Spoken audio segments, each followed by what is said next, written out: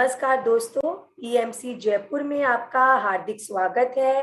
हमारा बहुत ही अद्भुत सत्र मास्टरमाइंड, जिसमें आज हमारे साथ लुधियाना से मीनाक्षी सोनी जी हैं, लेकिन वो इस समय ऑस्ट्रेलिया में हैं और आज वो हमारे साथ ऑस्ट्रेलिया से अपना ध्यान का अनुभव शेयर करेंगी। ध्यान के बारे में आपको बहुत अच्छे अच्छे टिप्स देंगी कि ध्यान से पहले उनकी लाइफ कैसी थी, आनापानसती ध्यान करने के बाद, ब्रह्म ऋषि सुभाष पत्री जी के साथ जुड़ने के बाद, क्रिस्टल्स के साथ जुड़ने के बाद, पिरामिड एनर्जीज के साथ जुड़ने के बाद उनकी लाइफ में कैसे चेंजेस आए, उनके रिलेशंस कैसे हैं, उनके हर एक चीज के बारे में हम गहराई से सुनेंगे और आई होप आप लोगों को बहुत कुछ सीखने के लिए मिलेगा। तो आप लोग ध्यान से हम दोनों को सुनते रहिए ताकि आप लोग भी अपने जीवन को मीनाक्षी जी के जीवन की तरह बदल सके। वेलकम मीनाक्षी जी, वेलकम, आपका स्वागत है। Thank you Neetu ji, thank you. Meenakshi ji, आज हम अपने दोस्तों के साथ, अपने मित्रों के साथ शेयर करना चाहते हैं कि आपका ध्यान का अनुभव कैसा है, आपकी ये जर्नी कैसी रही, आप कब ध्यान से जुड़ी, थोड़ा सा आप गाइड कीजिए कि आपको कितने वर्ष हो गए आनापानसती ध्यान से जुड़े हुए, पत्री सर के साथ जुड़े हुए, और उसके पहले का जीवन भी आपका कैसा था, थोड़ा सा इसके बारे पर भी प्रकाश डालें। बिल्कुल। हाँ जी, नीतू जी, मैं तो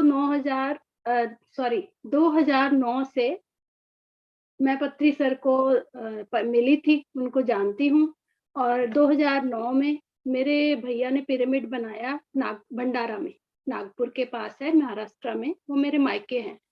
तो वहाँ पर हम सर से मिले थे, तो इनॉग्रेशन हुई और अंदर हम रिबन सर ने काटा, अंदर गए, तो अंदर जाते ही सर ने मुझे माइक पकड़ा दिया। तो मैं तो सर से पहली बार मिली थी, तो मुझे लगा मैं क्या सुनाऊँ?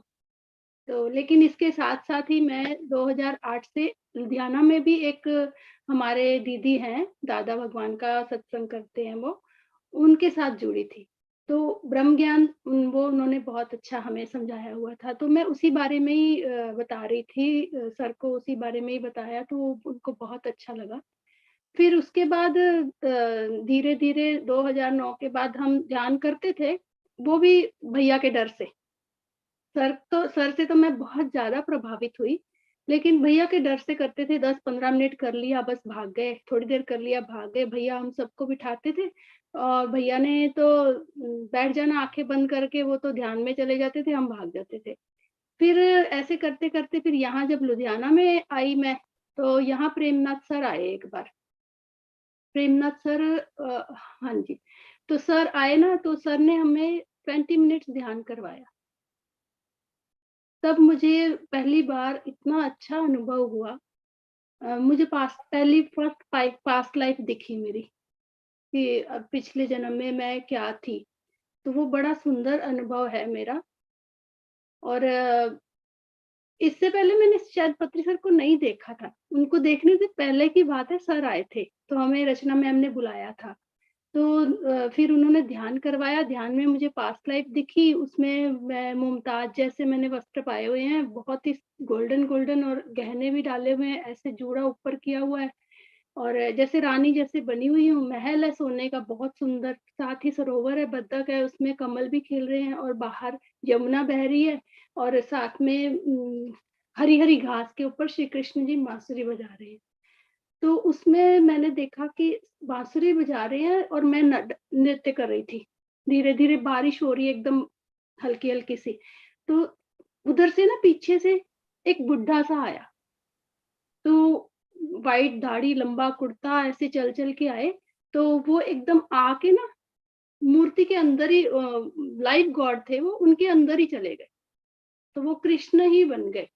तो फिर जब ध्यान से हम उठे, मैंने सर को सुनाया प्रेमनाथ सर को, तो कहते ये आपने पास्ट लाइफ देखी है अपनी। तो फिर हम जाने लगे वहाँ से।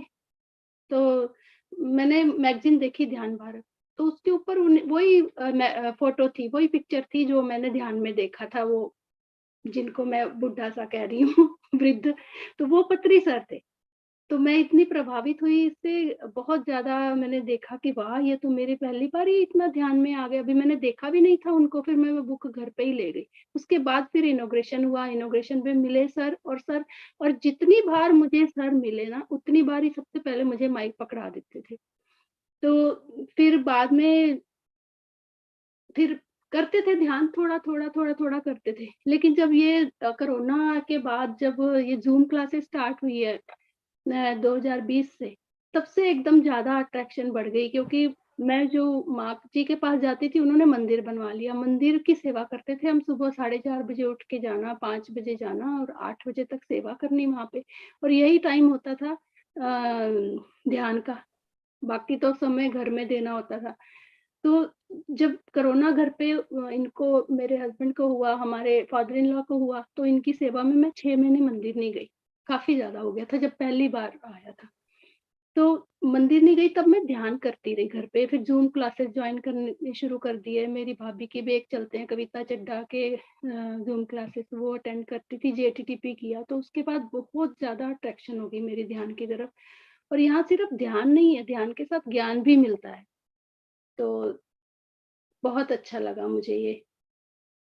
तो आपको कैसे लगा कि आपकी जो फैमिली लाइफ थी उसमें आनापानसती ध्यान ने क्या रोल निभाया? आपके बच्चों के साथ रिलेशन, आपके रिलेटिव्स के साथ रिलेशन, या घर का माहौल में भी कोई आपको लगा कि ध्यान करने के बाद आपके घर का माहौल कैसा हो गया? ध्यान ध्यान से पहले भी घर का माहौल बहुत ही अच्छा था और अभी भी बहुत ही अच्छा है। लेकिन मैं सारा कुछ ना तब मैं अपने ऊपर ले लेती थी। अगर किसी ने गुस्सा किया तो मैं उसको जवाब नहीं देना और अपना अंदर ही अंदर घुटते रहना, और पता सारा कुछ था, थोड़ा-थोड़ा ज्ञान था कि ऐसे नहीं करना चाहिए, लेकिन वो अपने आप ही अपने ऊपर आ जाता था। और फिर मेरी सेहत खराब रहने लग गई, क्योंकि सुबह उठ के जाना, भाग-दौड़ करनी, वहाँ पर भी भाग-दौड़, फिर सारा दिन काम पे, घर पे भी भाग-दौड़। तो जब मैं शांत होके घर पे बैठ गई और सिर्फ ध्यान करने लग गई, इससे मुझे एकदम 360 डिग्री कहते हैं ना, ट्रांसफॉर्मेशन ऐसे हुई। तो मुझे ओके। बहुत, बहुत, बहुत अच्छा लगा ध्यान से। ध्यान में आने के बाद मेरी सारे ना नस-नाड़ियाँ कह लो, सारे शांत होने लग गए सब कुछ। विचार भी आने बंद हो गए। तो विचार चाहे जो मर्ज़ी हो, अच्छे या बुरे हो, विचार तो विचार ही है ना। तो विचार बिल्कुल, आने भी बिल्कुल। बंद हो गए, तो वो शांत-शांत रहने लग गया मन मेरा। तो कहीं न कहीं आपको लगता है कि आपने बहुत सारी मोडालिटीज़ की हैं, लेकिन जो आनापानसती ध्यान है, उसने आपको 360 डिग्री, उसने आपका एंगल चेंज किया और आपकी लाइफ़ को मिरेकुलसली उसने एक ट्रैक पे ला दिया। कहीं न कहीं आप फिज़िकली, मेंटली या इमोशनली जहाँ पर भी आप वीक थे, तो वो ऑटोमैटिकली आनापानसती ध्यान ने वर्क करना शुरू कर दिया। और आप ये भी हमारे साथ शेयर कीजिए, आपको सामूहिक ध्यान ज़्यादा हेल्पफुल रहा, अकेले आप ध्यान करते थे, उसमें आपको बेनिफिट मिला? मतलब कैसे आपकी यात्रा में किन-किन चीज़ों से आपको बेनिफिट मिला, ताकि हम अपने दर्शकों को, अपने दोस्तों को बता सकें कि वो भी इन टिप्स के साथ-साथ अगर ध्यान करेंगे, तो कहीं न कहीं उनकी ध्यान की यात्रा भी अच्छी होगी। क्योंकि मेडिटेशन एक ऐसी चीज़ है, जैसे आपने बताया कि आप भाई के डर से करते थे, तो कहीं न कहीं हम लोग घबरा जाते हैं कि पता नहीं क्यों ये आंखें बंद करवा रहे हैं, मुझे नहीं करनी। तो हम डर के मारे करते थे, तो नहीं आपको कोई एक्सपीरियंस हुआ। लेकिन एक मास्टर के सानिध्य में बैठते ही आपने 5 पास्ट लाइफ देखी। तो उन 5 पास्ट लाइफ देखने के बाद आपकी लाइफ में एक फेथ बना, या आपको कुछ ना कुछ चेंजेस आए। तो आप थोड़ा-सा दर्शकों को इन चीज़ों पर भी प्रकाश डालिए कि सामूहिक ध्यान ने आपको ज़्यादा बेनिफिट डाला, कि अकेले आपने मेडिटेशन किया, या किन-किन सोर्सेज़ से आपको लगता है कि हमें मेडिटेशन को आगे लेके जाना चाहिए? बिल्कुल। ध्यान जब मैं अकेले करती थी ना, तो सिर्फ़ ध्यान करती थी।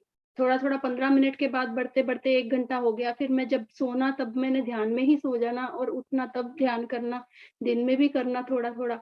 लेकिन ध्यान, सिर्फ़ ध्यान काम नहीं करता, ध्यान के साथ स्वाध्याय और सज्जन सांगत्य बहुत ज़रूरी है। तो जिसमें मेरा स्वाध्याय तो चलो हो जाता था, मैं माँ के पास जाती थी, वो बानी देते थे बहुत सुंदर आत्मज्ञान की, कि हम शरीर नहीं, हम आत्मा हैं। तो वो थोड़ा-सा हो जाता था मेरा स्वाध्याय समझ लो, लेकिन सज्जन सामंजस्य नहीं होता था। तो उससे बहुत फ़र्क पड़ता है, बहुत ज़्यादा। ये तीनों चीज़ें बहुत, बहुत, बहुत ज़रूरी हैं। तभी आपको पता चलेगा कि ध्यान क्या है, आनापानसति ध्यान क्या है। और बिल्कुल, सामूहिक आपने ध्यान। सही जगह आपने इस पॉइंट को पकड़ा कि सर ने भी जो आनापानसती ध्यान है इसके ऊपर जो जोर लगाया है तीन चीजों के ऊपर कि आनापानसती ध्यान में बहुत गहरे उतरने के लिए कहीं ना कहीं जो स्वाध्याय है और सज्जन सांगत्य है वो काम करता है। जैसे आपने भी अभी बताया कि सज्जन सांगत्य कितना जरूरी है या स्वाध्याय कैसे जरूरी है। तो आपने इसकी भी श्रृंखला को आगे कैसे बढ़ाया? मेरे पास ज़ूम क्लासेस जब शुरू हो गई, फिर अकेले ध्यान करने में इतना मुझे बेनिफिट नहीं मिला, जितना कि मुझे ग्रुप में मिला।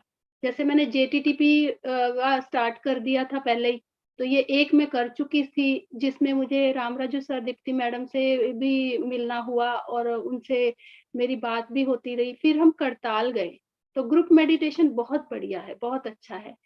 फिर जब हम करताल गए तब कोई नहीं गया था, रचना मैडम वगैरह सबने टिकट्स कैंसल करवा दी थी कोरोना की वजह से, कुछ नहीं, सारे नहीं गए, सिर्फ मैं अकेली, क्योंकि मेरे मायके बिल्कुल, है वहाँ बिल्कुल। नागपुर। मुझे आज भी याद है कि उस टाइम पे 9 लोगों ने फ्लाइट की टिकट करवाई थी और उस समय कोरोना भी एकदम से बढ़ गया था, पूरा पीक पे आ गया था। तो मुझे वो दिन याद है कि हमारे यहाँ से केवल एक ही मेंबर गया था, लेकिन ये नहीं पता था कि आप गए हो वहाँ पे। हाँ जी, तो वो कोरोना मेरे लिए वरदान बन के आया, बहुत बड़ा वरदान बन के आया। तो मैं उस कोरोना को भी बहुत-बहुत थैंक्स करना चाहती हूँ। आप थोड़ा-सा और करताल का भी हमारे साथ शेयर कीजिए कि करताल में आपको क्या-क्या एक्सपीरियंसेस हुए या आपकी जर्नी में ने कहाँ पर मोड़ लिया? क्योंकि करताल का हमने बहुत लोगों से सुना है, उसकी दिव्य शक्तियों के बारे में या उसकी दिव्यता के बारे में हम कह सकते हैं। तो हम आपके मुख से भी सुनना चाहते हैं कि करताल के एक्सपीरियंसेस क्या हैं?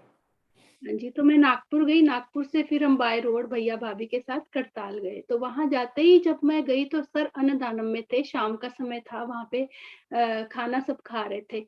तो सर ने ना, इतनी भीड़ थी उनके पास, आपको पता है 2 चेयर रख देते हैं, एक चेयर पे सर लेग्स रखते हैं और एक सब लोग दबाते होते हैं। तो दूर में इतनी 2-3 लेयर्स के पीछे मैं थी, तो सर ने ऐसे करके मुझे बुलाया। तो मुझे बहुत अच्छा लगा, मैं भागी गई और ऐसे सर के साथ ऐसे गले लगी, तो उन्होंने, आप मानोगे 15 मिनट सर ने मुझे ऐसे बाजू में ऐसे पकड़ के रखा और मैं इतना रोई, मैं कहा सर अब मैं आ गई हूँ, अब नहीं जाऊँगी कहीं भी। और वहाँ की ऊर्जा इतनी ज़्यादा है, वो आप जाएँगे तो आपको पता चलेगा, मेरे बताने से नहीं।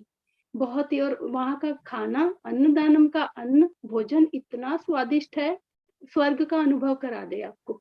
Oh wow! रियली? तो हम भी अभी आज भी मैनिफेस्ट करते हैं जल्दी से जल्दी हम भी करताल पहुँचे। हाँ, बहुत ज़्यादा। फिर जब दूसरे दिन सुबह फिर ध्यान वहाँ पे हुआ, 5 से 8 बजे तक, 9 बजे तक ध्यान होता था, वो ध्यान हुआ। तो ध्यान में सर ने बताया था कि ये भी मुझे बहुत अच्छा लगा वहाँ पे, पहले भी पता था, लेकिन सर के मुख से आमने-सामने देख के इतना अच्छा लगा सुन के कि सर कहते कि मैं कोई गुरु नहीं हूँ आपका। अपनी दाढ़ी पकड़ी उन्होंने और कहते दाढ़ी वाला जो है ना, ये गुरु नहीं है। आपका श्वास ही आपका गुरु है। आप खुद अपने गुरु हो और तुम ही भगवान हो, किसी के आगे झुकने की ज़रूरत नहीं है। तो इतना सुनने के बाद फिर दूसरे दिन फिर अन्नदानम में फिर सर से मिले। तो सर से जब मैं मिली ना, तो मैंने सर से कहा कि सर मैं पूजा पाठ में बहुत ज़्यादा हूँ, मेरे से छूटती नहीं है, कैसे छोड़ूँ? तो उनके हाथ में रुमाल था। उन्होंने रुमाल ऐसे, वो हैंकी रखते थे ना हाथ में खाना खाते समय, तो हैंकी उन्होंने ऐसे कर दिया नीचे, कहते कहते ऐसे छोड़ दो। तो वो मुझे एकदम दिल को लगी बात कि ये अपने हाथ में ही है छोड़ना। बिल्कुल। और फिर तीसरे दिन फिर अन्नदानम में मिले, तो फिर तीसरे दिन मिले तो भाभी को उन्होंने बोला कि यहाँ बैठ जाओ, पास में कुर्सी पे बिठा लिया, सिर्फ भाभी और सर बैठे थे और मैं थोड़ी इधर थी सर के, तो मैं दिख नहीं रही थी सर को। तो भाभी को फिर काम हो गया, उनसे बात हो गई, फिर और कोई आके बैठ गए सर के पास। तो उन्होंने भाभी को कहा कि जाओ आप अब अपना काम करो। तो मुझे सर ने देखा नहीं था, तो हमें आदत होती है ना कि जब हम उठें तो अपनी प्रेज़ेंस बताएँ या जो हमारे गुरु हैं, जो सर बैठे हैं, तो उनको ऐसे प्रणाम करके निकलें। तो मैंने थोड़ा-सा ऐसे सिर ऐसे ही किया। आप मानोगे सर ने इतनी ज़ोर से मुझे डाँटा, मेरे पीछे 500 हज़ार लोग खड़े थे। बहुत जबरदस्त डाँट पड़ी मुझे कि तुम्हें पता नहीं है? तुम छोड़ोगे नहीं ये किसी के आगे झुकना? हमेशा क्या झुकना, क्या मिलता है झुकने से? सुबह तुम्हें भगवान बनाया ना, क्या फ़र्क है तुम में और मुझ में? कोई फ़र्क नहीं है। तो ऐसे करके बहुत ऊँची उन्होंने डाँटा। तो वो मेरे बहुत दिल को लग गई, उसके बाद तो बस चल पड़ी फिर मैं इसी रास्ते पे, फिर मैंने पीछे मुड़ के नहीं देखा। वाओ! बहुत ही अच्छा डिवाइन एक्सपीरियंस की, क्योंकि हम लोगों को ये लगता है कि उनकी डाँट में जो लेसन है, वो आई थिंक किसी भी चीज़ में नहीं है। अगर हम देखें कि हम हमारे समय में जब हमारे पेरेंट्स हमें डाँटते थे, कुछ समझाते थे, तो हमें लगता था कि ये हमारे अच्छे के लिए है, लेकिन आज की जनरेशन में इन चीज़ों में काफ़ी गैप आ चुका है। तो कहीं न कहीं पत्री सर ने आपको बहुत सारे लेसन्स भी दिए हैं और उन्होंने प्रेम से डाँट के आपको सब कुछ समझाया है। और आप हमारे बीच में ये भी चीज़ शेयर कीजिए कि आपने किस तरह से क्रिस्टल्स के ऊपर वर्क किया है? क्रिस्टल का अनुभव आपका कैसा रहा है? बहुत सुंदर। तो मैं करताल गई थी, वहाँ से मैं क्रिस्टल्स बहुत सारे लेके आई थी, फिर हरिद्वार गई, हरिद्वार से भी क्रिस्टल ट्री, क्रिस्टल्स वगैरह लेके आई थी। एक ना 7 चक्र वाला क्रिस्टल होता है, वो मैं लेके आई थी, तो जब मैं करताल से आई ना, तो वो क्रिस्टल पकड़ के ही ध्यान करती थी। कुछ दिन मैंने वो किया, एक 12th स्टैंडर्ड डीएनए वाला एक क्लास आई थी, साउथ इंडियन थे वो उनकी, तो उसमें मेरे सारे चक्रास खुले और मुझे महसूस भी हुए। और मेरे यहाँ पे नेक पे इतनी वाइब्रेशन, नीतू जी आप मानोगे कि मेरी ये नेक इधर चली जाती थी, इतनी ज़्यादा वाइब्रेशन होती थी। और मतलब मुझे सर्वाइकल बहुत ज़्यादा थी। और जब मैंने पहले-पहले जेटीटीपी किया और ध्यान करना शुरू किया एकदम लगातार 3-3 4-4 घंटे बैठना, तो उससे ना मेरी सर्वाइकल और ज़्यादा बढ़ गई थी। कहते हैं ना पहले बढ़ जाती है, तो वो सारी मेरी सिर्फ़ 8 दिन में ठीक हो गई, क्रिस्टल से, वॉव! क्रिस्टल तो पकड़ के। कहीं न कहीं क्रिस्टल भी एक थेरेपी का काम करता है, वो भी कहीं न कहीं आपको लगता है कि हमें इसका प्रयोग करने से, इसके यूज़ेज़ को समझने से, हम अपने ध्यान की यात्रा इसके साथ भी करेंगे, तो कहीं न कहीं हमारी फिज़िकली, मेंटली भी हम उसमें स्ट्रॉन्ग हो सकते हैं। बिल्कुल। ओके, एक और चीज़ बताइए मीनाक्षी जी, आपका पिरामिड से रिलेटेड क्या एक्सपीरियंस है? क्या आप कभी मेगा पिरामिड में गए हैं? तो करताल का तो मैंने नहीं देखा कि करताल में क्या है या कैसे पिरामिड हैं। तो आप करताल के अलावा कहीं और कौन से पिरामिड में गए हैं जहाँ आपको डिवाइन अनुभव हुआ हो? करताल से पहले मैं गई थी, हमारे मायके मेरे भैया ने पिरामिड बनाया भंडारा वाला, उसको कहते हैं अच्छा जी। Healing pyramid. तो मैं स्पेशली वहाँ 1 डेढ़ महीना रहने गई थी कि मैंने ध्यान करना है, तो मैंने वहाँ सवा महीना ध्यान किया। वॉव! मैं सुबह ही चली जाती थी वहाँ पे ब्रेकफ़ास्ट करके, फिर मेरी भाभियाँ लंच भेज देते थे मुझे। तो वहाँ पे मैंने ध्यान किया ना, तो तब ऐसे-ऐसे हिलने लग जाती थी। और मैं जब देखती थी थोड़ी-सी आँख खोल के, तो शरीर बॉडी नहीं हिलती थी, वो आत्मा डांस कर रही होती। जब मैंने प्रेमनाथ सर से पूछा, पत्री सर से पूछा, कहते वो हमारी आत्मा खुश होती है जब हम आत्मा को भोजन देते हैं, क्योंकि खाना, ध्यान आत्मा का भोजन है। तो और फिर एक दिन जब सवा महीना होने को आया, तो एक दिन मैं चैम्बर में ही करती थी हमेशा ऊपर वाले। तो वो नीचे चैम्बर का पोल है ना, वहाँ से लेके करके मुझे आवाज़ भी आई, और ऐसे करके मेरे पीछे से इतना बड़ा 7 मुँह वाला स्नेक आके ऐसे खड़ा हो गया ध्यान में। और मैं डरी नहीं बिल्कुल भी। नहीं तो मुझे पहले तो डर लगता था, फिर मैं डरी नहीं बिल्कुल भी, और वो जितनी देर 1 घंटा मैंने ध्यान किया, उतनी देर वो मेरे साथ ही रहा। तो ये मेरे सवा महीने का जो मैंने सवा-सवा महीने बहुत किया है, 40-40 दिन। तो ओके, फिर तो आपने मतलब चालीसा को भी बहुत बार रिपीट किया है।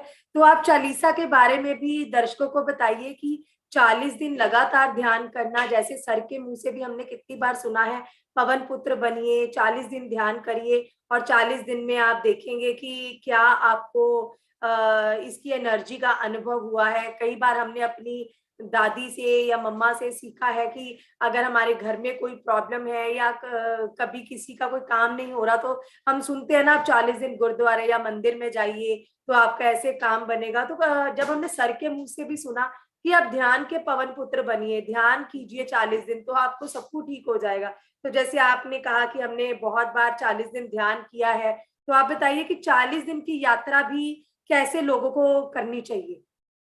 ये बहुत ही अच्छा है। सबसे पहले तो आप जब भी ध्यान करना शुरू करें या सीखें तो एक भी दिन ना छोड़ें, 40 दिन ज़रूर करें। तो ये 40 दिन मैंने पहली बार किए थे भंडारा में, फिर मैंने एक बार 40 दिन अपने लुधियाना वाले पिरामिड में किए। और मैं अति भाग्यशाली हूँ कि मेरे मायके में भी इतना बड़ा पिरामिड है और मेरे ससुराल में भी इतना बड़ा पिरामिड है। तो 40 दिन मैंने अपने लुधियाना वाले पिरामिड में भी किए, उसमें भी मुझे बहुत ज़्यादा अच्छे-अच्छे अनुभव हुए। एंजल्स के अनुभव हुए, तब कोरोना चल रहा था करताल से आने के बाद। और मैं ना डेड बॉडी से बहुत डरती थी। मेरा ये सारे डर निकल गए, सिर्फ़ ये डर नहीं निकल रहा था मेरा। तो जब मैं सुबह-सुबह 5:30 बजे पहुँचती थी ना, कभी तो वो उनका गेट कीपर अपना लुधियाने वाले पिरामिड का गेट कीपर गेट खोल देता था, लेकिन कभी-कभी वो नींद में होता था, तो उसने ना एक दिन खोला नहीं। और जिस दिन उसने नहीं खोला ना, तो आपको पता है अपने पिरामिड के साथ ही श्मशान घाट है। तो उसके बाहर 2-3 डेड बॉडी पड़ी थी ब्लू उसमें लपेट के, कोरोना वाली। तो मैं ओके। थोड़ी देर डरी, हाँ जी, मैं डर गई क्योंकि डेड बॉडी से मेरे को बहुत डर लगता है, मैं ध्यान से शक्ल भी नहीं देखती थी किसी की कि जिसकी डेथ हो गई है, फिर मेरे आँखों में के आगे घूमता रहता है। तो फिर देखा मैंने, तो मैंने कहा चलो मैं तो यहाँ खड़ी हूँ, गेट को और ज़ोर से पकड़ लिया। फिर उसने खोला, गई अंदर, फिर दूसरे दिन मुझे डर लगे जाने में। मैंने फिर बच्चों को पूछा चलोगे मेरे साथ? तो कोई माने ना, सुबह-सुबह कौन उठे? तो मैंने कहा चलो कोई बात नहीं, डर के आगे जीत है मीनाक्षी, चल उठ, चल निकल गाड़ी उठा।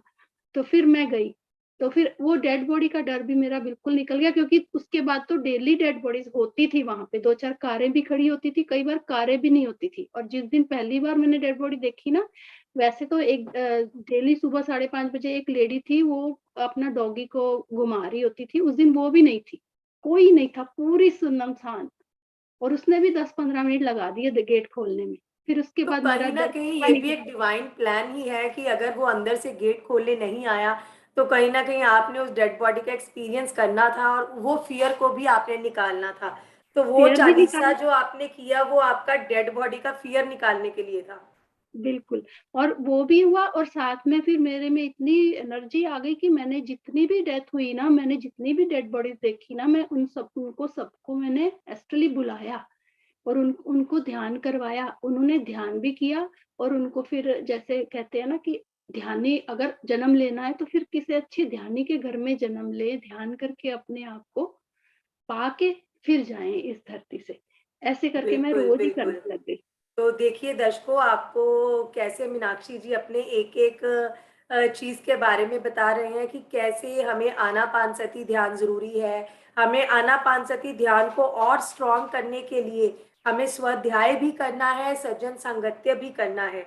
और ये एक उन्होंने अपने चालीसा के बारे में भी देखिए बताया कि उन्होंने एक बार नहीं कई बार चालीसा किया है। तो मैं आपको भी इस चीज़ के ऊपर जोर देना चाहूँगी क्योंकि मैंने भी अपनी लाइफ में बहुत बार चालीसा किया है। जब हम संकल्प करते हैं ना, तो अभी मैं मीनाक्षी जी के पास जाती हूँ, तो मेरे माइंड में अभी एक वर्ड संकल्प आया। तो आप संकल्प से कैसे इनको जोड़ेंगे? क्योंकि मैंने 40 दिन का संकल्प बहुत बार लिया है कि जब क्योंकि कई बार हम ध्यान करते करते अगर हमने एक दिन नहीं किया तो 3-4 दिन हमारा अगर मिस हो जाता है, तो हमें लगता है कि हम 10-15 दिन आगे पीछे हो गए।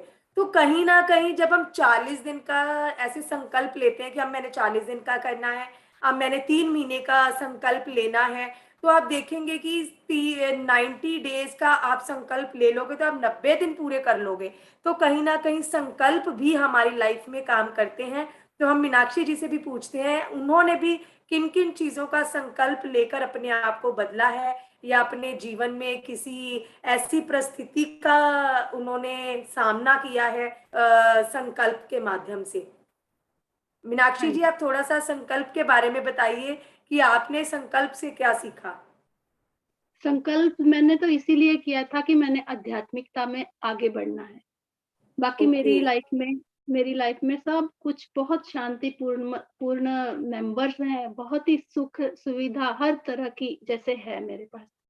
और मीनाक्षी मुझे जी, वो भी आपके पास अगर सुख सुविधा है या आपके पास शांति पूर्वक अगर आपके पास मेंबर्स आपके हैं, वो क्यों हैं?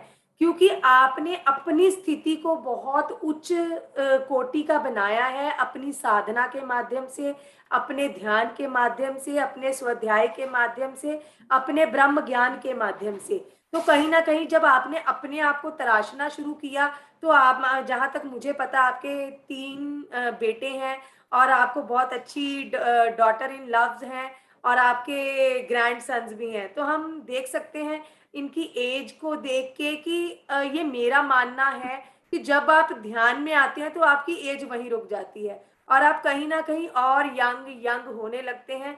तो आप देख सकते हैं कि इनके पास आगे की जो मेंबर्स भी इनकी लाइफ में आए हैं, जो इनकी डॉटर इन लव भी आई हैं, वो भी बहुत ज़्यादा स्पिरिचुअल हैं, बहुत हेल्पफुल हैं और इनके घर का पीसफुल माहौल है। आप देख सकते हैं कि किस तरह ध्यान इनकी लाइफ में एक डिवाइन ब्लेसिंग्स बन के आया है। मीनाक्षी जी, और आप क्या बताना चाहेंगे अपनी लाइफ के बारे में? बस आपने बहुत ही। बेंगलोर पिरामिड को भी विजिट किया है ना एक बार? हाँ जी, मैं अपनी पिछली एनिवर्सरी पे बेंगलोर 8 दिन रह के आई हूँ, मेरे हस्बैंड भी साथ में। वहाँ पे पूर्णिमा ध्यान भी किया है हमने बेंगलोर पिरामिड में, बहुत ही पावरफुल है। वहाँ पर ज़रूर जाएँ। मैं तो सभी को कहूँगी एक-एक बार ज़रूर जाएँ, आपका बार-बार मन करेगा जाने का। बहुत ही सुंदर है वहाँ का वातावरण, बहुत ही ऑक्सीजन भी बहुत है वहाँ पर, पेड़-पौधे इतना सुंदर है, बहुत सुंदर है। जब आप जाएँगे तो मीनाक्षी आपको जी, मैं पता आपकी एक चलेगा। बात सब दर्शकों के साथ शेयर करना चाहूंगी। मैं भी अभी बैंगलोर पिरामिड में जाके आई हूँ। तो वहां पर मुझे आपकी सिस्टर मिले थे जिन्होंने बताया था कि आप अपनी 25th एनिवर्सरी वहां पर सेलिब्रेट करके आए हैं। यस। तो यस। देखिए किस तरह से एक ध्यानी अपने कोई भी खास दिन को, उसका उत्सव भी कैसे एक पिरामिड में एंजॉय करने जाते हैं। तो उन्होंने अपनी 25th एनिवर्सरी, वेडिंग एनिवर्सरी वहां पर सेलिब्रेट की, वो भी पूरा एक हफ्ता।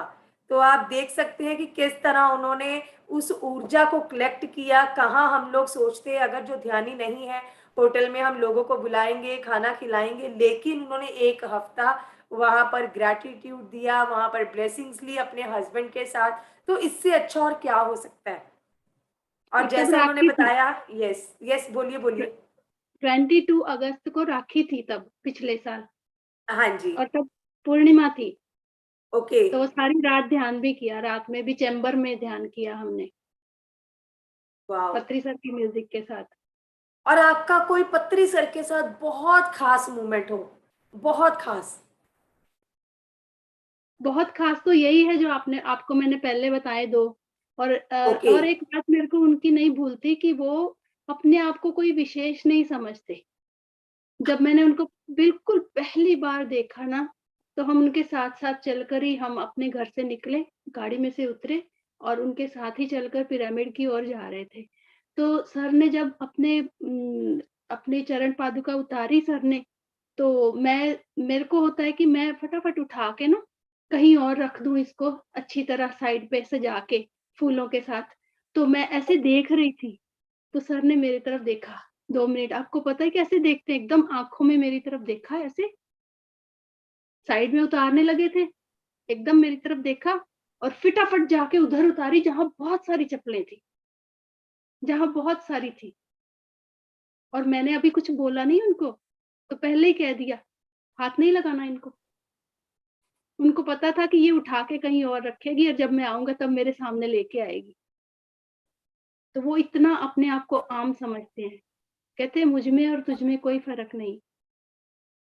तो वाह, ये आपने मुझे ये कभी सच नहीं में भूलते। लाइन बहुत अच्छी कही है कि वो एक तो दूसरे के भाव को समझते हैं, एक वो अपने और दूसरे के भीतर में कभी भी अंतर नहीं रखते थे कि मैं बड़ा हूं या तुम छोटे हो, या मैं गुरु हूं, तुम एक शिष्य हो। और मेरे भैया ने वो करवाया था, सम्मेलन करवाया था 4 दिन का नागपुर में। तो वहाँ पर जब लास्ट डे था तो भैया ने ना उनको साष्टांग प्रणाम किया। तो उसी समय सर ने उनको साष्टांग प्रणाम किया। ये वो तो भी सर सीन की मुझे एक नहीं भूलता। बहुत अच्छी विशेषता थी। एक तो वो कभी भी जो लोग आशीर्वाद मांगते हैं, तो ये उनकी सबसे अच्छी बात मुझे लगती है कि अगर कोई उनको बोले कि मुझे आशीर्वाद दो, तो वो क्या कहते थे? बाबा तुम मेरे को आशीर्वाद दे दो। अगर कोई उनको झुक के प्रणाम कर रहा है, वो सबसे पहले उसको झुक के प्रणाम करते हैं। और एक लाइन वो हमेशा बोलते थे कि एक भगवान दूसरे भगवान को आशीर्वाद कैसे दे सकता है? यस। और जब मैं करताल गई थी तो काफ़ी सारे क्वेश्चन आंसर भी हुए थे, नीता भोजवानी मैम ने पूछे थे कुछ क्वेश्चन और मुखामुखी ये चल रहा था उनका एपिसोड। तो उसमें एक क्वेश्चन मुझे हमेशा याद रहा, किसी ने पूछा था कि आप बताइए मंदिर में भगवान है या मुझ में भगवान है? तो सर ने कहा, ना मंदिर में भगवान है, ना तुझ में भगवान है, तुम खुद भगवान हो। वाओ, बहुत ही अच्छा, बहुत ही अच्छा। तो दोस्तों, आपको इस लाइन को बार-बार सुनना है और हो सके तो कॉपी पे लिख के रखिए कि ना मंदिर में भगवान है, ना तुझ में भगवान है, तुम स्वयं भगवान हो। जब हम अपने आप को भगवान समझेंगे, तभी हम अपने अंदर अनुभव कर पाएँगे कि मेरे भीतर कितना शक्तियाँ हैं या मेरे भीतर पूरा ब्रह्मांड है। तो हमें कुछ भी कहीं से भी माँगने की ज़रूरत नहीं है, सिर्फ़ ज़रूरत है अपनी साँसों के साथ एक होने की। जैसे ही श्वासों के साथ एक होंगे, आनापानसति ध्यान से जुड़ने का प्रयास करेंगे, सब कुछ अपने आप ही खुलता जाएगा और सब कुछ अपने आप ही आपको पता लगने लग जाएगा कि मुझे अब आगे क्या करना है। तो अच्छा, कभी ऐसा मोमेंट भी मीनाक्षी जी आपके साथ आया है, कभी आप बहुत ज़्यादा परेशान हो या ऐसी परिस्थिति में हो कि आपको समझ ही नहीं आ रहा कि मैं क्या करूं, या कभी आपको फिजिकली इशू कुछ ऐसा आया हो और आपके हाथ में कुछ ना हो या आसपास कुछ ना हो या समय ऐसा हो, तो आपने उसको कैसे हील किया या उस परिस्थिति से कैसे बाहर आए? हाँ जी, ये बिल्कुल मेरे मेरे समय एक आया था, जब मैंने कोरोना का बताया ना, कोरोना टाइम पे मैं गई थी सवा महीना, मैं इसीलिए ही गई थी। तब मैं थोड़ी मेंटली इतनी ज़्यादा, थोड़ी भी नहीं ज़्यादा डिस्टर्ब हो गई थी कि जिससे मुझे रास्ता नज़र नहीं आ रहा था कि अब मैं क्या करूँ? क्योंकि रामराजू सर भी कहते हैं, सभी कहते हैं कि जब हम ध्यान करते हैं ना, जैसे समुद्र मंथन होता है, वैसे हमारा मंथन होता है। तो समुद्र मंथन में पहले ज़हर निकला था, तो वो समझ लो मेरे अंदर से ज़हर निकला था। तो वो मुझे सँभाला नहीं जा रहा था, मुझे पता ही नहीं था कि इसको कंठ में कैसे रखना है, समझ नहीं आप आ रहा इस था लाइन क्योंकि को दोबारा से शेयर कीजिए, जो आपने अभी बताया कि जब समुद्र मंथन होता है तो तब ज़हर सबसे पहले निकलता है, कि कहीं न कहीं ये लाइन भी लोगों को लिख के रख लेनी चाहिए, क्योंकि मीनाक्षी जी, मेरी ना एक आदत है कि जो भी मास्टर कुछ भी अच्छा बता रहे होते हैं ना, मैं उनमें से वो चीज़ें निकालना शुरू कर देती हूँ। तो वो जो-जो चीज़ें अच्छी लगती हैं कि वो हमारे पास एक, जैसे हम सीप के मुँह से मोती निकालते हैं ना, तो मास्टर्स के भी वो मोती चुन-चुन के लिखना शुरू कर देते हैं। तो वो ये शब्द भी मुझे बहुत अच्छे लगे। कहीं न कहीं लोग घबरा जाते हैं, मेडिटेशन करके मैं बीमार हो गई, मेडिटेशन करके मेरे घर में ये परिस्थिति आ गई, ध्यान करके मेरे साथ ऐसा हो गया, ऐसा तो होना नहीं चाहिए था। मेरी बॉडी तो बिल्कुल वर्क नहीं कर रही, मैं तो बहुत अच्छी-भली थी, मेरा नुकसान कैसे हो गया? तो कहीं न कहीं जो आपने ये शब्द बोला कि जब हम समुद्र मंथन करते हैं तो उसमें से सबसे पहले ज़हर निकलता है, उसको आप थोड़ा-सा अच्छे से एक्सप्लेन कर दीजिए, ताकि लोग और अच्छे से समझ पाएँ कि जब हम ध्यान करते हैं, वो एक जादू की छड़ी कैसे काम करती है, कैसी-कैसी चीज़ों में से हम निकलते हैं। बिल्कुल। तो जब पहले सब कुछ ठीक चल रहा था, सब कुछ ठीक चल रहा था, लेकिन जब हम बहुत ज़्यादा ध्यान करते हैं, तो हमारे अंदर भी मंथन होना होता है, बहुत ज़्यादा मंथन होता है। तो थोड़ा-थोड़ा जैसे शरीर का है, कुछ नेक पेन हुई या कुछ हुआ, कमर दर्द हुई या लेग में पेन हुई, हम स्ट्रेट कर लेते हैं या थोड़ा सह लेते हैं या पेट में गड़बड़ हुई, तो ये फिर थोड़ा-थोड़ा तो पता था, लेकिन एक टाइम नीतू जी ऐसा आया कि मुझे समझ ही ना आए मैं क्या करूँ? मैं मेंटली डिस्टर्ब हो गई, क्योंकि ब्रह्म ज्ञान भी माँ का लिया हुआ था, पुस्तकें थोड़ी पढ़नी शुरू कर दी थी, ध्यान भी हो रहा था, अनुभव भी अच्छे हो रहे थे। मैंने कहा फिर अब ये क्या? तो फिर मैंने तब अपने लुधियाना में कर्फ्यू भी लगा हुआ था, लेकिन सुबह उन्होंने 5 से 6 या साढ़े 6 से साढ़े 7 ऐसे कुछ थोड़ी देर खोलते थे पिरामिड। तो फिर मेरे को याद आया, जब मुझे ऐसा फ़ील हुआ ना, एकदम ज़्यादा हाइपर हो गया कि ना मैं अपने हस्बैंड को बता सकती हूँ, ना घर पे, ना डॉटर इन लॉ को, ना किसी को, ना किसी से शेयर नहीं कर सकती। तो मैं उसी समय भागी, टिफ़िन लिया और भागी पिरामिड। पिरामिड गई, तब मेरे ख़्याल 11 बजे थे। तो मेरी डॉटर इन लॉ ने ना मुझे फटाफट टिफ़िन डाल दिया कि जो भी है दे देते हैं, मम्मा को जा रहे हैं। तो वहाँ पर फिर मैंने 3-4 घंटे लगातार ध्यान किया, फिर मैंने थोड़ी ब्रेक ली, तो वहाँ पे जो है रहते हैं वहाँ पे जो गेट खोलते हैं, उन्होंने मुझे चाय भी बना दी दोपहर को, फिर 4 घंटे फिर ध्यान किया। फिर वहाँ पे मैंने संकल्प लिया कि आज, फिर वहाँ वहाँ से मैंने प्रेमनाथ सर को फ़ोन किया। तो सर ने मेरे साथ बात की और सर ने मुझे बताया कि कैसे ध्यान करना है। तो मुझे वो बहुत अच्छा लगा ध्यान, और आप मानोगे 1 घंटे में ही मेरा सारा कुछ रिलीज़ हो गया। जो भी मेरे माइंड में था, जो मेरी परेशानी थी, 1 घंटे में ही ठीक हो गई बिल्कुल। फिर उसके बाद 2 घंटे और ध्यान किया, फिर दूसरे दिन मैं लगातार सवा महीना ध्यान करने गई वहाँ पर। तो कहीं न कहीं मीनाक्षी जी, हमें लगता है कि जो सर हमें कहते हैं बार-बार कि हमें हर जगह पिरामिड का निर्माण करना चाहिए। अगर हमारी स्वयं की छत है, तो हमें अपने घर पर पिरामिड का निर्माण करना चाहिए। अगर मान लीजिए नहीं भी है, हम किराए के मकान में रहते हैं या नहीं बना सकते, तो हमें 2 बाय 2 का या जितना भी हमारी पहुँच में हो, तो हमें वो पिरामिड ज़रूर लगाना चाहिए। और जब हम उसके बीच में ध्यान करते हैं, तो कहीं न कहीं उस परिस्थिति से हम निकल सकते हैं और हमें लगातार करना चाहिए, थोड़ा-थोड़ा ब्रेक लेने के लेकर। ये नहीं है कि हम फ़ोन करके कभी किसी को बताएँ मेरे को आज ये परेशानी है, फ़ोन करके उसको बताएँ ये परेशानी है। तो कहीं न कहीं ये भी एक बहुत अच्छा पॉइंट है कि अपने आप के साथ जुड़ के, अपने आप को एकांत में रख के पिरामिड की सहायता से उस ऊर्जा में, हायर एनर्जीज़ में आके आपने अपने प्रश्नों का उत्तर पाया। और इसकी बात मैंने सिर्फ़ प्रेमनाथ सर से की, और मैं अपने भैया से सारी बात करती हूँ। उनसे थोड़ी-सी बात की, तो भैया ने कहा कि ये तेरे साथ होना ही था, क्योंकि ध्यान ओके। में आने के बाद ये होता ही है, ये मोड़ ज़रूर आता है, क्योंकि फिर हम देखो दुःखों में और स्पीड पकड़ते हैं ना, जैसे कुंती माता कहती थी कि भगवान जब सब कुछ राजपाट दे के उसको पांडवों को जाने लगे, तो कुंती माता ने पकड़ लिया कि नहीं-नहीं, आप मुझे दुःख दो। मैं दुःखों में ही मैं आपके साथ रह सकती हूँ। आप दुःखों में हमेशा सबके साथ होते हो। तो और स्पीड बढ़ती है, तो मेरी तो उससे उससे ना और स्पीड बढ़ गई ध्यान की तरफ। तो कहीं न कहीं हम दर्शकों को कहना चाहेंगे कि अगर आपके साथ कभी कोई ऐसी परिस्थिति आती है, तो आपको घबराना नहीं है। तो सज्जन सांगत्य का मतलब क्या है? किसी अच्छे मास्टर के साथ अगर आप बात करते हैं, अपना अनुभव शेयर करते हैं, तो वो आपको सही रास्ता बताएँगे। जैसे उन्होंने प्रेमनाथ सर से बात की, उनके भाई बहुत अच्छे ध्यानी हैं, जिन्होंने एक पिरामिड का निर्माण भी किया है और वो इनका सारा परिवार पिरामिड सेवा में है, ध्यान की सेवा में है। तो आप देखिए किस प्रकार इनकी पूरी फैमिली और सब लोग ध्यान कर रहे हैं और वो कैसे एक-दूसरे को प्रोत्साहन करते हैं कि अगर किसी के मन में कभी कोई ऐसे उथल-पुथल आती है, तो आप किस तरह पिरामिड ध्यान कीजिए या घबराना नहीं है।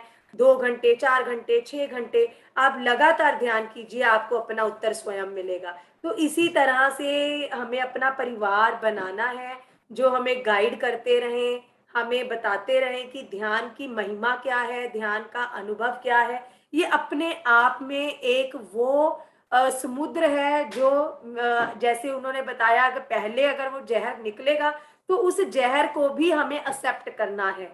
अगर हम एक्सेप्ट करते हैं, कहीं न कहीं वो हमारा कार्मिक है, जो रिलीज़ हुआ है। और उसके बाद का जो हम कहते हैं ना बाद में सब अच्छा ही अच्छा है। तो वो अपने आप ही अच्छा होगा जब हम एक विश्वास के साथ बिना किसी डाउट पे हम अपनी यात्रा को आगे बढ़ाएँगे। मीनाक्षी जी, अगर कुछ आपके मन में और हो आप शेयर करना चाहते हो? बस इनके जो प्रिंसिपल है, 18 प्रिंसिपल, वो मुझे बहुत अच्छे लगते हैं, मैं उन्हीं को लागू करती हूँ। ओके। उनके साथ चलती हूँ। और फिर हमने सेठ मास्टर्स का किया था प्रोग्राम, उसमें we can create our own reality, ये मुझे बहुत अच्छा लगा। थोड़ा-थोड़ा पता होता है हमें, लेकिन जब अच्छी तरह हम उनके जॉइन करते हैं ये विज़डम, तो और ज़्यादा पक्का हो जाता है। और यहाँ पर हमारे ध्यान में सर कहते हैं कोई गुरु नहीं है, सब मास्टर्स हैं। और सर का ये भोले से मुँह से सबको कहना कि my dear gods, my dear masters and my dear friends, तो सभी हम दोस्त हैं, सभी भगवान हैं, सभी मास्टर्स हैं। ये मुझे बहुत अच्छा लगता है। और आपका पावर आपके पास ही है, और किसी के पीछे नहीं भागना। आप खुद सब कुछ हो, आप भगवान हो। और भगवान कहाँ है ये तो मैंने आपको बताया है कि हम खुद भगवान हैं। और सिंपली ध्यान करो, बहुत ही सिंपल है ध्यान। इसकी मेथड। एक और चीज मीनाक्षी जी बताइए, जब सर शारीरिक रूप से अपना यहाँ से शरीर छोड़कर हमारे साथ कॉन्शियसली तो वो हमेशा ही थे और हैं और रहेंगे, और आपकी अंदर की प्रतिक्रिया कैसी थी जब जब उन्होंने अपना शरीर छोड़ा? मैं बताती हूँ, मैं यहाँ हूँ इतनी दूर ऑस्ट्रेलिया में, अगर मैं वहाँ होती तो मैं करताल ज़रूर जाती। तो जिस दिन मुझे पता चला, सुबह 5 बजे पता चला मुझे, सो के उठी तो, क्योंकि यहाँ पर तो वहाँ शाम 5 बजते हैं, तो यहाँ पर 10-12 बज जाते हैं। तो लेट नाइट मैं स्विच ऑफ करके एयरप्लेन मोड पे डाल के फ़ोन को रख देती हूँ, सो जाती हूँ। तो जब सुना तो बड़ी हैरानगी हुई, बहुत शॉक लगा मुझे। एकदम उठ गई, बेटे ने बताया मुझे उठते से ही। मेरे बच्चे यहाँ, सबसे बड़ी बात, मेरे बच्चे भी ध्यान करने लग गए यहाँ पर, और मेरी जो छोटी डॉटर इन लॉ है वो सीतायान पे स्वाध्याय करती है सैटरडे कविता चड्ढा भाभी के क्लास में, इसमें ज़ूम क्लासेस में। और वहाँ पर भी मेरे उधर मेरे फादर इन लॉ, मेरे हस्बैंड सभी ध्यान करने लग गए, जेटीटीपी भी अटेंड किया उन्होंने। और फिर मैं बता रही थी, बड़ा शौक लगा मुझे, फिर मैं थोड़ा बाहर गई तो बाहर यहाँ पर ऑस्ट्रेलिया मशहूर है, हवाएँ बहुत चलती है यहाँ पे, बहुत ठंडी-ठंडी हवाएँ चलती है। उस दिन एकदम शांत, कोई हवा नहीं चल रही थी, एक पत्ता भी नहीं हिल रहा था, इतनी ठंड थी। और फिर उदासी लग रही थी बहुत थोड़ी-थोड़ी। फिर मैंने भैया को फ़ोन किया, भैया जा रहे थे बाय रोड, वहाँ पे करताल जा रहे थे, तो भैया को मैंने बोला कि अब आप ही हमारे पत्री जी हो। तो कहते तेरे अंदर भी हैं, देख ध्यान से, भैया कहते। फिर तब मैं रोई नहीं, लेकिन फिर 2 घंटे बाद फिर फ़ोन किया भैया को, तो मैंने कहा भैया आज तो सारा वातावरण ही उदास लग रहा है, कोई पत्ता भी नहीं हिल रहा। तो कहते, मेरे को बीना बोलते हैं, कहते बीना इमोशंस रोकी ना, अगर रोना आ रहा है तो रो ले। फिर भैया और मैं हम दोनों फ़ोन पे ही रोए, मैं फेस टाइम ही करती हूँ फ़ोन उनको। तो शाम को जब जॉब से मेरी डॉटर इन लॉ आई शुचि, तो वो कह रही थी कि माँ मम्मा मैंने ना बड़ी अजीब चीज़ देखी आज। बड़ा बहुत बड़ा ना पंछियों का झुंड जा रहा था ऐसे वी बन के, और उस वी में 2 व्हाइट पंछी, 1 black, 2 white, 1 black, 2 white, 1 black, ऐसे हार बना हुआ था। तो मेरे को बिल्कुल वो कहती, वो देख के ना सर की याद आ गई बिल्कुल, कि वो सर के लिए ही जा रहे हैं, मास्टर सारे हार बन के। तो वो सारा दिन मेरा ऐसे ही बस अपना बड़े टीवी पे वो सारा प्रोग्राम देखती रही, प्रोग्राम देखते-देखते ही मेरा सारा दिन बीता। उदासी तो बहुत थी। फिर जब दूसरे दिन मैं ध्यान में बैठी, अपने, हाँ, पूर्णिमा थी, शायद उससे उसके बाद पूर्णिमा आई ना जब, तब मैं ध्यान में बैठी तो श्वेता मैडम करवाते हैं 3:30 बजे वाला। तो उसमें उन्होंने आए सर और मेरे पास बैठ गए यहाँ पर। इतनी बड़ी उनके मतलब दीवार जितना पूरा शरीर, और चौकड़ी मार के बैठे हुए हैं, भगवा वस्त्र पहने हुए हैं, व्हाइट पैजामा है, बड़ी क्लियरली दिखे। और उन्होंने ना ध्यान में ही मेरे सिर पे ऐसे हाथ रख दी, और मैंने ऐसे पकड़ लिया उनका हाथ। मैंने कहा अब नहीं जाने दूँगी, आप शरीर से तो चले गए, अब नहीं जाने दूँगी आपको। तो कहते मैं आया हूँ तेरे पास रहने के लिए, मैंने जाने वाला भी नहीं हूँ। तो ये अनुभव था मेरा बहुत अच्छा। फिर धीरे-धीरे, धीरे-धीरे अब ऐसे लगता है कि वो तो पास ही हैं, गए ही नहीं बिल्कुल। कहीं। और दोस्तों, मैं आपको बताना चाहूँगी, जैसा अभी मीनाक्षी जी ने बताया कि वो मेरे पास हैं, मैंने पकड़ के रखा है, तो हमारे लाखों ऐसे मास्टर्स हैं जिनमें बहुत सारे लोगों को ये अनुभव हुआ है कि वो तो और भी पास आ गए। शारीरिक रूप से हमें लगता था कि वो कभी बेंगलोर में हैं या हैदराबाद में हैं, लेकिन अब हमारे भीतर ही हैं, हमारे साथ ही हैं। तो ये और उस चीज का एहसास हमें हर पल हो रहा है।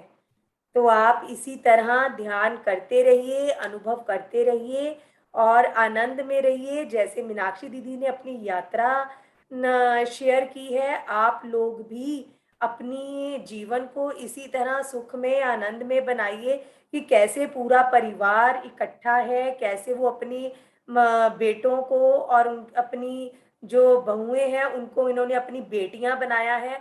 और हम जहाँ भी मेडिटेशन करवाते हैं, हम डॉटर इन लॉ नहीं बोलते, हम डॉटर इन लव बोलते हैं, क्योंकि वो वाकई में डॉटर इन लव हैं। और हम मदर इन लॉ को भी मदर इन लव बोलते हैं। देखिए किस तरह हमने परिभाषा चेंज की है। तो इसी तरह हम ध्यान करते रहेंगे और हमारे साथ अब कल नए और मास्टर होंगे जो अपना अनुभव लेकर आएंगे।